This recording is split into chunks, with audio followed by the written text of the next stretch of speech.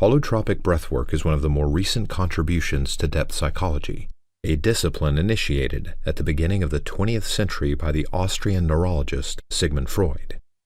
Since Freud single-handedly laid the foundations of this new field, depth psychology has had a complex and stormy history. Freud's contributions to psychology and psychiatry were truly groundbreaking. He demonstrated the existence of the unconscious and described its dynamics, developed the technique of dream interpretation, identified the psychological mechanisms involved in the genesis of psychoneuroses and psychosomatic disorders, discovered infantile sexuality, recognized the phenomenon of transference, invented the method of free association, and outlined the basic principles of psychotherapy. Although initially Freud's interest was primarily clinical, to explain the etiology of psychoneuroses and to find a way of treating them, in the course of his explorations, his horizons expanded enormously.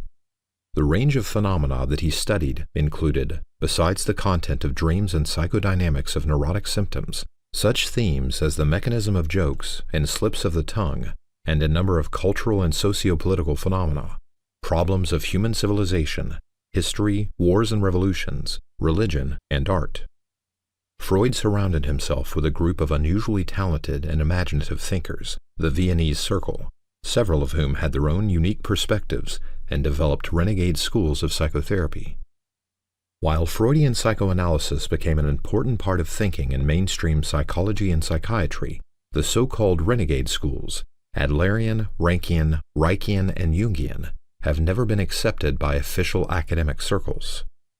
However, as we will hear later, in the last several decades, some of them have become increasingly popular and influential as alternative approaches to psychotherapy, and many ideas of their founders have been integrated into the theory and practice of holotropic breathwork.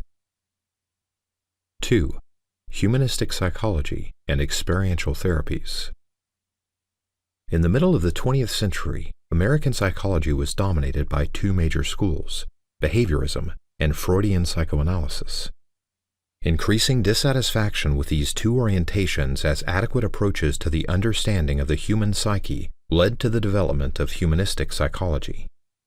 The main spokesman and most articulate representative of this new field was the well-known American psychologist Abraham Maslow.